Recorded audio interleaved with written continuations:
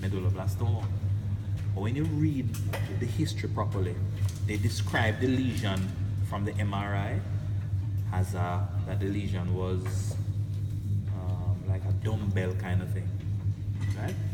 So this girl said, no, if you go back in the SCOBY CD and you look in the pathology folder, that dumbbell thing is really glioblastoma, right? And then so I went back and looked and she was right. So the point I'm making is that you now have to go through each one of these lesions, these tumors of the brain, because you won't get them in the exam. And it's rough. I have to try to remember which one of them is a glioma as opposed to be an astroglioma or astrocytoma or whatever. Rough. That's why you're here, because you're bright. Alright, so we're moving on now. Time running out on us, but we're not going to give up. We're not going to give up. Now look here now. I'm going to show you something classic now. Everybody, look on this. Look on this, everybody. Everybody, look on this. I want you to notice this thick white line coming down. You see it? I can't take up this, so you have to come and look. Let me see if this one show it. Not so much. Not so much. See, the horizontal sections are so good. What can I do with this? What can I do with it? Think I could try something with it? Kind of squeeze it up a little bit and try to. It's all bent out of shape. But maybe if I, No, I don't want to read that nasty per hand. You have another glove? Yeah. But I don't want to waste the gloves, to be honest with you. What do you want me to do with this? Take a picture. Yeah, but okay, so see, look in this pocket here, see a glove, look. What were you planning on doing? I want to do a horizontal section. Okay. So put it on, and I want you to put your hand right here, right? Last time I put it on, you told me I messed up the brain. Yeah, well, don't mess it up again. Alright, come. So put your hand right there. Right there. Yeah, keep your fingers together. I'm going to try a finger. No, your fingers are not together. No man, yeah, just leave it like that. They don't look even. Don't worry about that. Alright, fine. I'm not here. What is your job? Alright, so it's not going to come out good, but we're going to see what we can. Tell yourself that from the start. Because the thing bent out of shape, man. Yeah, it's really Oh. so you're not fully cut Yeah, it. come aside. Don't worry yourself, man. No, not that, but look there. It's a wicked thing. No, this is good. This is good. Look, this is good. Not true. Look on the internal capsule. It's beautiful. So and look here, guys. This is what I see. This has look. This has achieved the result that I wanted. This is what. Don't say it. This is what I wanted to ask you. Look, that's what I wanted to ask. That white band that the thing is going through. Yeah, it's beautiful. Look on that. Move that thing there. Look on that. Beautiful. Wow. So you see, in life, you mustn't give up, You start off with something look terrible, and you try a thing, it come out nice. What do you think the pin is in, guys? Exactly. That's the genicular calcarine tract. Optic radiation going straight to the occipital lobe. See that? Good. Perfect. See that? You want to be able to see the auditory? No.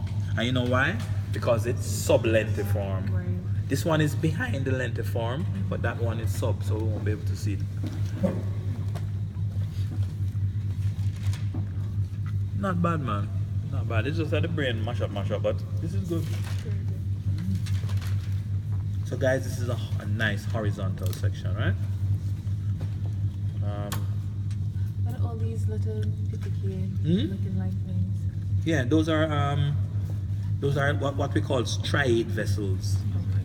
Those are striate vessels. And look here, guys. Look when I dig this off, what you're going to see below. What you seeing below there? Seeing the what? Corpora quadrigemini. See them here? Superior and inferior colliculi. Just because, I can't even touch it. If I touch it, the whole thing will break up. Right? It's alright, man. Don't worry about it. We're going to do that. It's just, whatever. Don't worry about it. So what's the pinning, guys? Geniculocalcarine tract. So here's how the questions can be asked, right? So A, note the location of pins A, identify. He said geniculocalcarine. Next question is this. These fibers represent fibers that are afferent to where?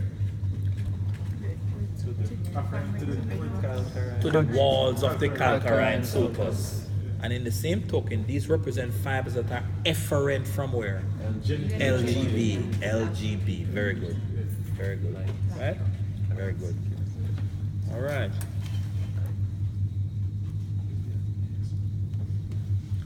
Now I want you to look on this thalamus, how impressive it is. Look on the thalamus, how big it is. Look there. See that? So this person is pulling. Probably. Red car? So that's a big thalamus you see there, right? Big thalamus. Now look here. Just a great part, right? No man, the wall of this thing here. Look, the wall of this grain mass here, right? And if I put the pin in this part of the thalamus, where would you say the pin is?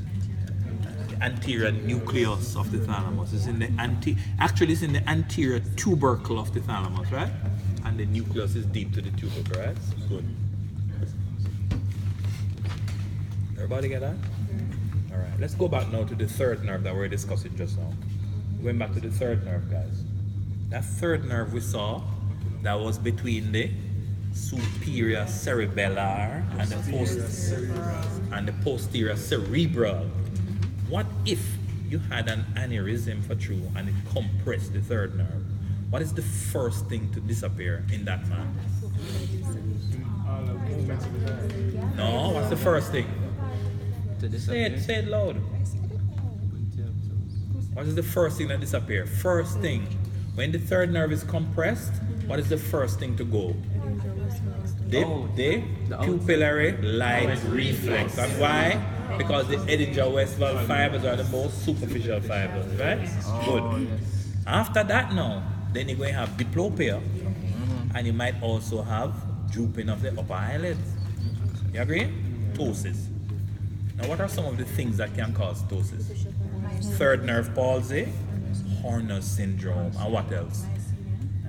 Well, yeah, you can say myasthenia gravis, you hit the nail on the head, or you can say it can be congenital too. So everything anybody asks you, you must say, if them say, what are the causes of anything? You say, well, sir, causes can be congenital or acquired. And they say the acquired causes now can be due to Horner syndrome, can be due to myasthenia gravis, third nerve palsy, or whatever. Could GBS also cause this? Possible, but I think that one is more sensory though, not motor, right? You're talking about Guillain-Barré, right? Yes, Guillain-Barré tends to be mainly sensory, although you can have some motor things too. Causes of ptosis. Yes, ptosis. All right? Let's move on. One more thing. See, I'm showing you everything I showed the group yesterday. Now, I want you to look on this now, guys. Sort of moisten it a little bit. Alright? Look on this now. Look where the pin is. Don't say it. I want everybody to look. Let me just sort of moisten it a little bit. Alright?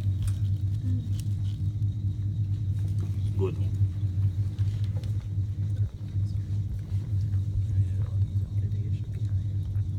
No matter where that.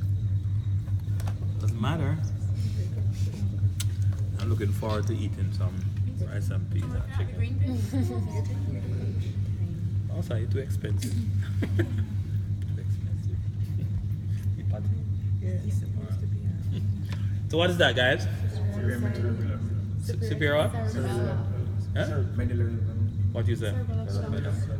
Superior cerebellar peduncle. The medullary velum would be more towards the midline, there. But you can definitely see that this thing is coming out of the cerebellum and going to the midbrain. How do you know this is the midbrain? Because, sir, if this is the cerebellum, this is the middle cerebellar peduncle, this is the pons, that means this is the midbrain. And this thing is coming out of the cerebellum and going into the midbrain. That's the superior cerebellar peduncle. This is a Yeah, coronal. So there's supposed to be another one on the other side? What? Another cerebellum? Yes? But they just fall off or something? Yeah. You see in life, you guys, you know what your problem is? Too uptight. No, because guess what? You know, all kind of things happen, you know, when I'm cutting it, you know, the dura mater tear off and piece of the next cerebellum tear off and all these things. You understand? Yeah, man, I know he's my friend, you know. My friend. Leave me and she alone. Alright? Alright guys, look, what do you think this is now?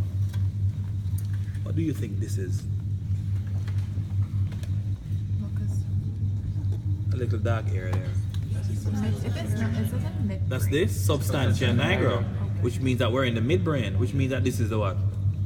Crus cerebri. This is the crus cerebri. So in other words, you go in at your exam now, and when you are interested in some pretty thing, you don't get nothing pretty. You get that, and the examiner expect you to use what you know to work the thing out. And that is the crus cerebri. How do we know? Because we see the black substance. Yeah. Right? Now guys, what I find interesting though, look here. So we agree.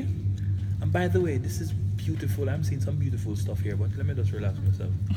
So look here now. We said this is the midbrain, right? Now I'm curious to see what this is, where the pin is. Let me take the pin out. Don't say it yet. Boy, I tell you, that girl hot is in man. Right? What you say? The decussation of the superior cerebral peduncle. Perfect. Wait, how you know that? Well, good. So that's a good question, because look here now. If we say this is the crus cerebri, this is the substantia nigra, right? It means that this part here is the tegmentum of the midbrain, and we expect to see two round things in there representing the red nucleus. We don't see no two round thing. We see one white thing instead, which means if I were to see two bumps at the top, those two bumps would be the inferior cerebellar peduncle. Because if it were the superior, we'd see the red nucleus. Remember, the red nuclei are at the level of the superior cerebellar peduncle. Could you put a pin in it again, please? In what? The white thing? Yeah. Yeah. And that is the decussation? Yes. So what I want you to make a note of now is this. Make a note. Take some notes of the superior cerebellar peduncle. So if I were to ask, what is actually decussating there? What you'd say? Say it. No man, you know. You guys must train yourself to start, force yourself to say something, you know. What's decussating there? What's decussating there? Well, yes, but nobody cares about Mr. Larry Solomon, right? So what decussates there? The ventral, cerebellar, spinal cerebellar. Okay, let me put it another way now. You just tell me that the superior, hold on, you just tell me that the superior cerebellar peduncle, the decussates there. And I told you that the superior cerebellar peduncle is mainly what? Fibers leaving the cerebellum. It has some little stragglers coming in called Mr. Larry Solomon. But most of it is fibers leaving. What is those fibers? Dentator, rubrothalamic, and interpositor rubrothalamic. Not true? Have I said anything that doesn't make any sense? That was last week. Yeah, I need to get last week. Now listen to me, man. Guys, trust me on this. I am doing this thing for a long time. Let me pressure you. You understand? Encourage me to pressure you. Encourage me to ask you questions, and you must reciprocate by answering. And if it's wrong, what do you think I'm going to say? Nonsense. Yeah, and then guess what? You hear that garbage in your head and you never say it again. You understand? Very good. All right. Beautiful. Now, let's see what else I can see now. I'm seeing a little thing here. Look what I'm seeing, guys. I'm seeing what appears to be some fibers crossing the midline right there. Do you agree with me? Yeah, man, I see a little band coming across here. And because I know this is a midbrain, I know what the band is. That's why. It's because I have a little head start. But I think some of you know. But look here, if you see a cross band going across there, right? From left to right, it must be a what? It must be commissural fibers. And we know it can't be corpus callosum. It can't be anterior commissural. So it must be the other one, posterior commissural. And it makes sense because what? The colliculi connect to each other through the posterior commissure. The pretector